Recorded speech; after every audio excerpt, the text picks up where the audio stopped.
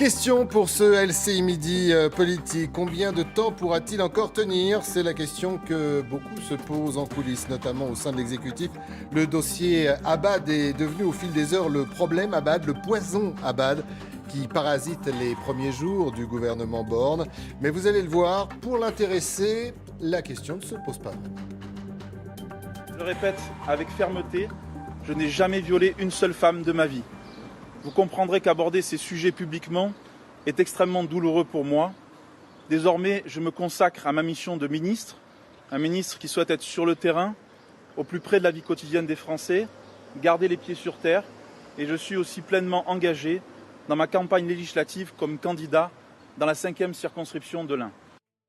Voilà, et ce que dit le ministre des Solidarités dans la presse du jour, c'est ceci. Les scrutins seront des juges de paix et démontreront ma capacité à conserver la confiance des Français. Jean-Luc Manot, ces scrutins, ils seront les juges de paix. Il peut tenir jusque-là, surtout?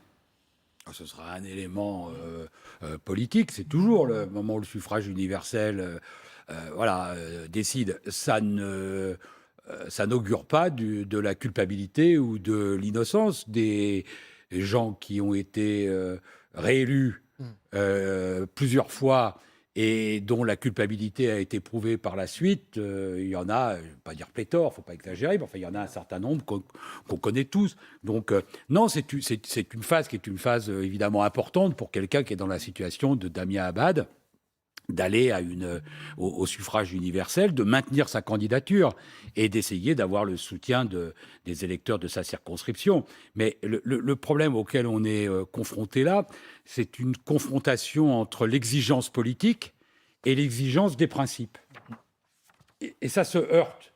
En politique, le choix de Damien Abad et la situation faite au gouvernement par cette présence est évidemment négatif et extrêmement problématique. Ça, c'est la première chose. Sur le plan du principe, la décision par la rue, par les réseaux sociaux de la culpabilité, où j'entends dire ça par certains, et je dois dire, les bras m'en tombent, dans le pays quand même qui, depuis la Révolution de 89, a fait que la présomption d'innocence, comme l'habeas corpus... C'est l'un des piliers quand même de la démocratie. C'est l'un des piliers de la démocratie, disent finalement, on n'a pas besoin d'attendre l'enquête policière, on n'a pas besoin d'attendre la décision des juges, mais le bureau politique du parti ou le signalement fait par une association à la direction d'un parti peut suffire. Si on fait ça, alors... je ne vois pas pourquoi il n'y a pas besoin d'augmenter le nombre des magistrats. Hein. On peut le réduire tout de suite. C'est plus la peine puisque les jugements seront déjà rendus. Donc voilà, il y a encore une fois, on se heurte à ce qui est la logique, la dynamique politique d'un nouveau gouvernement embarrassé, à l'évidence, gêné, et dont l'évolution peut être altérée par cela, et la logique de principe qui, même si ce n'est pas très facile à faire comprendre, de mon point de vue, devrait être un minimum respecté. Quand je dis un minimum, même être respecté, parce que les principes, si on les respecte un minimum seulement, on les bafoue. Valérie, Xavier Bertrand dit ce matin, le code moral ne doit pas remplacer le code pénal. La difficulté de cette affaire Abad, comme d'autres affaires avant lui, et j'imagine d'autres affaires après, c'est quelle est la règle ? Quelle est la règle politique ? Il y avait une jurisprudence, mis en examen, un ministre devait démissionner.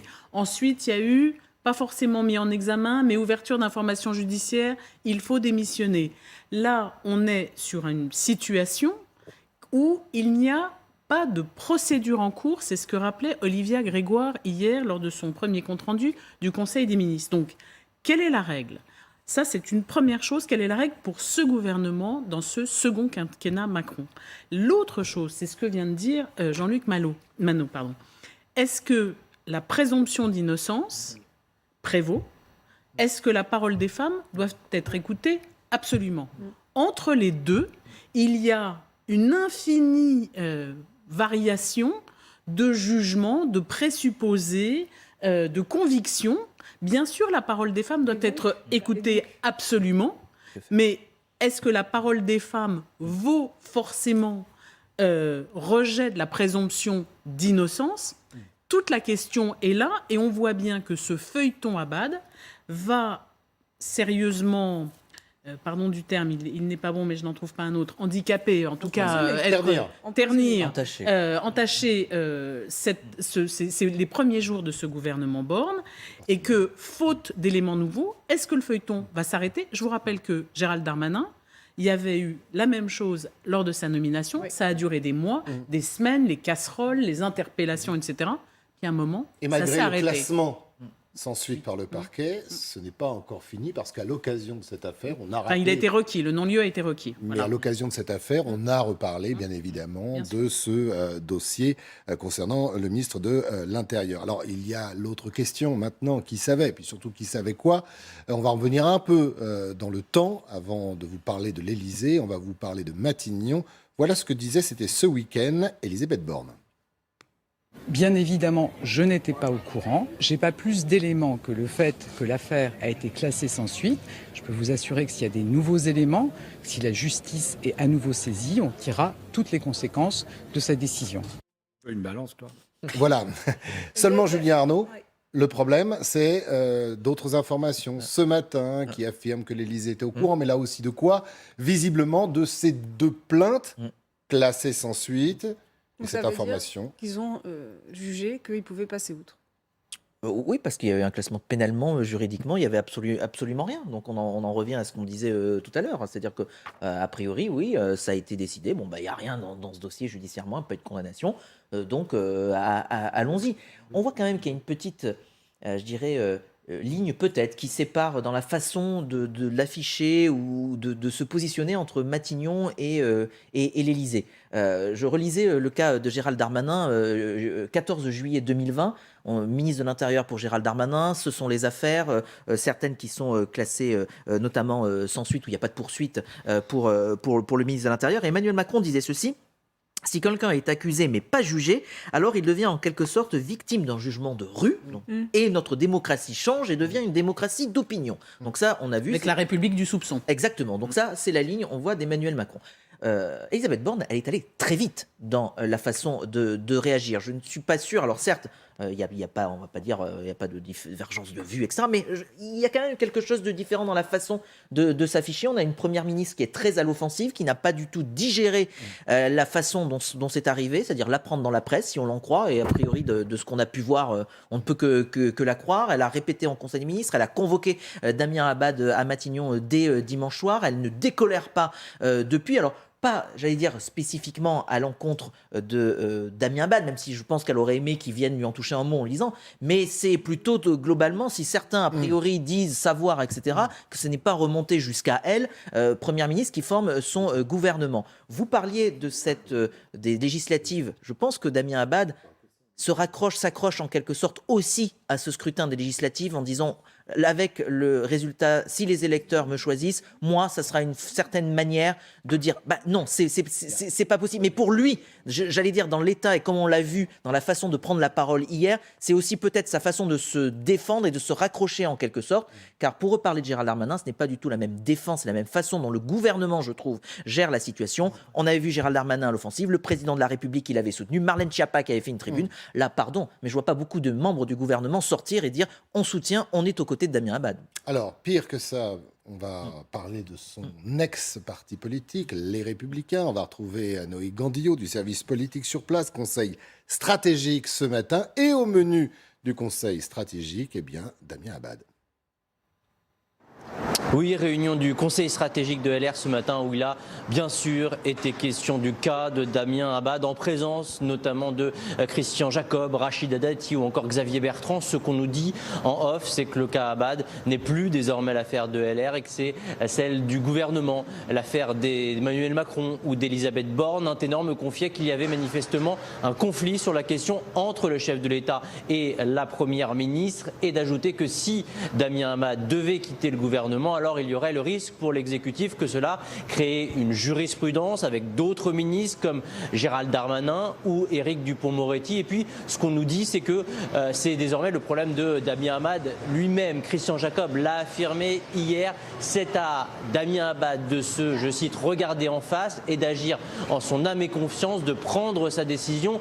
Reste une autre question. Qui savait quoi à LR sur Damien Abad? Tout le monde, bien sûr, chez LR savait qu'il y avait une plainte classé sans suite. Et hors micro, certains nous glissent qu'ils avaient eu vent de bruit, de rumeurs sur certains comportements de Damien Abad. Mais tout le monde nous dit que c'est à la justice de désormais clarifier les choses. Et tout le monde attend surtout de voir comment évoluent les choses. Si d'autres témoignages venaient à être révélés, alors beaucoup estiment que la position de Damien Abad au sein du gouvernement deviendrait difficilement tenable. Valérie Nataf, on voit bien que tout le monde se rejette la responsabilité. Oui, mais c'est en fait, d'une certaine manière, Damien Abad va devenir l'instrument de combat politique auquel, évidemment, il est mêlé puisqu'il s'agit de lui, mais les Républicains disent c'est plus notre affaire puisqu'il est plus chez nous. On verra. Marine Le Pen dit c'est l'affaire des LR et c'est l'affaire du gouvernement. Formidable chamboule-tout. On entendra les uns et les autres se servir de l'affaire Abad, puisque c'est devenu l'affaire Abad, pour régler des comptes politiques. On est en campagne législative, c'est pas de bonne guerre, c'est pas très joli, mais en même temps, c'est la pratique. Et en tout cas, c'est une épine dans le pied, on disait tout à l'heure, un moment difficile pour les premiers moments du gouvernement Borne. Jean-Luc Panot, je vais vous faire réagir, mais d'abord, on écoute les réactions politiques qui sont nombreuses depuis ces dernières 24 heures. Écoutez. On aurait pu imaginer qu'Elisabeth Borne ou Emmanuel Macron disent bon, bah là, il y a une suspicion. Donc, on va laisser 6 mois le temps de l'enquête. On saisit le procureur, on saisit la haute autorité pour la transparence pour la vie publique, on saisit le médiateur, on saisit qui vous voulez. Pendant 6 mois. Et au bout de 6 mois, s'il n'y a rien, alors il reviendra dans le gouvernement. Ça aurait été un message fort. Et ça respectait à la fois la présomption d'innocence et la parole des femmes. Et la parole des femmes. Qui peut imaginer un seul instant que le président de la République, M. Macron, que la Première ministre, Mme Borne, ne savait pas. Je connais Damien Abad, il en a forcément parlé de ce sujet, parce que la question qui est posée, c'est est-ce qu'il y a quoi que ce soit qui peut à un moment donné venir perturber la vie gouvernementale ? Il est évident que M. Macron, Mme Borne ont fait ce choix en pleine connaissance de cause.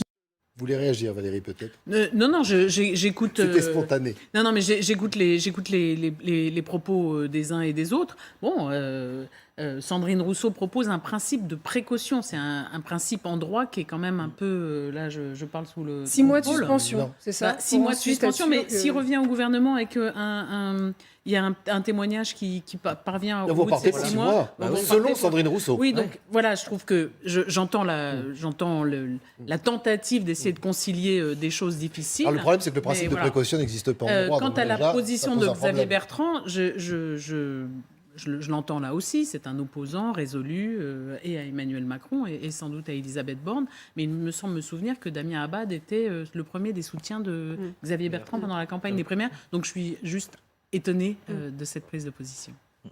C'est gentiment dit. Oui, il y a. Est-ce que c'est une épine ? C'est plus qu'une épine, c'est une vraie difficulté. Enfin, ça gâche la rentrée du premier gouvernement Borne. Et ça amène le pays dans une discussion quand même qui est pas au niveau. Enfin, vous avez la première femme Premier ministre depuis 30 ans qui arrive au gouvernement. La France rattrape son retard sur un certain nombre de pays.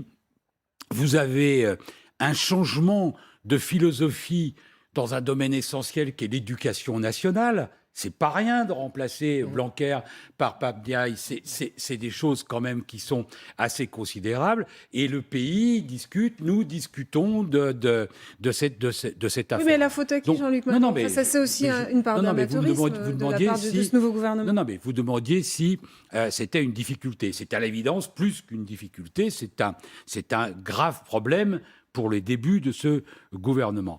Après, dans les réactions, Sandrine Rousseau, c'est séduisant ce qu'elle dit, mais c'est impossible. Elle propose quoi en réalité ? Elle propose la création de ministres suppléants. C'est-à-dire que chacun aurait un suppléant, et s'il y a une difficulté avec un, on lui dit pendant 6 mois, t'es pas. D'abord, parce que le problème, c'est que la justice, elle ne met pas 6 mois sur ses affaires. Ah oui. Elle met 2 ans, 2 ans et demi. Donc, ça ne règle pas le problème. Et elle dit, il faut, à ce moment-là, quand il y a un problème, tout de suite le régler en dégageant. Donc, quand même, quand on se regarde un peu sérieusement, y compris les commentaires qui ont été faits à l'époque, c'est vraiment bien qu'on ait sorti Rugy du gouvernement pour une histoire de photo avec un homard. Non, mais vraiment, on s'est tous honorés en faisant que de Rugy, que je ne connais pas, qui est peut-être un bon ministre, peut-être un mauvais ministre, peu importe, mais qui était sorti sur une affaire d'une photo avec un homard et une défense pitoyable sur le fait qu'il n'aimait pas ça. C'est pas tout à fait la même chose, là, Jean-Luc Manot. On est sur un gouvernement qui dit les violences faites aux femmes, c'est une priorité, et on a des soupçons d'harcèlement et d'agression. Que personne n'imagine que je peux comparer. Ces deux choses. Je donnais comme exemple qu'à un moment donné, on ne peut pas, de mon point de vue, on ne peut pas décider que un délit ou un crime, en l'occurrence un crime, la décision de la culpabilité et donc les conséquences de la culpabilité, ce soit dans un principe de précaution. Je ne suis pas d'accord avec cette logique-là. On peut le défendre. Je dis que je ne suis pas d'accord avec le fait que sur l'accusation suffise à démontrer la culpabilité et à sortir quelqu'un de ses responsabilités. Alors, maintenant, si vous voulez me dire que, connaissant les dossiers, il eût été préférable peut-être d'avoir un autre chois dans le casting du gouvernement... Je voulais vous entendre plutôt sur ce point-là. Je vais naturellement y consentir. Oui. C'est pour ça que je ne crois pas qu'Elisabeth Borne était au courant. Et je pense que, sur la gravité des faits... le pouvoir ne l'a pas compris et ne l'a pas senti. Car il faut être absurde, et on peut leur faire le crédit de ne pas l'être totalement. Mais c'est incroyable, Jean-Luc Manot, de ne pas le sentir. Non, mais c'est totalement absurde de se mettre dans cette difficulté-là. Surtout qu'il y a eu un précédent, quand même. C'est Darmanin, absurde. donc ça commence à faire beaucoup. C'est-à-dire qu'ils ont pensé que l'affaire était classée, que la justice avait tranché, et donc qu'elle était terminée. Dernier mot, ce que fait LR est pitoyable. Pitoyable.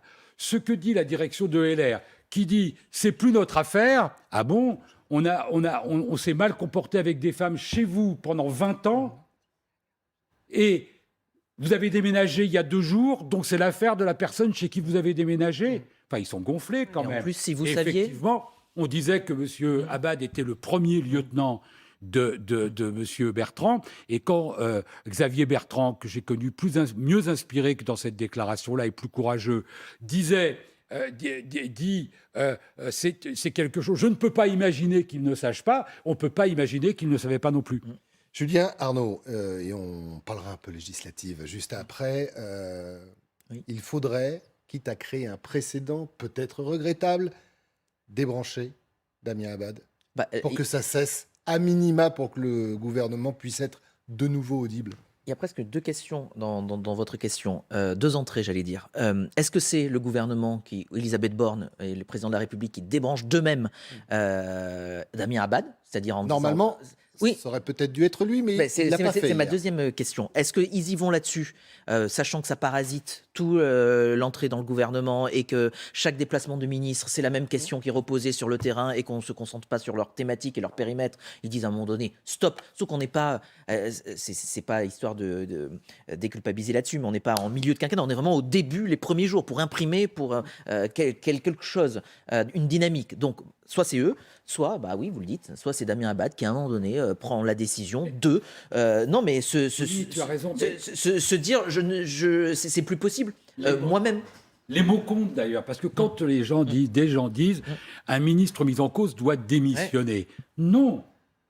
Ce qu'on veut dire, c'est qu'il doit être viré. C'est ça la question qui est posée. Est-ce qu'il doit être viré ou pas viré ? La démission, c'est un acte personnel. C'est ça. C'est-à-dire que ça appartient... Daniel Cohn-Bendit disait ça hier sur cette antenne. Il disait finalement, la réponse et la responsabilité, elle est chez Damien Abad.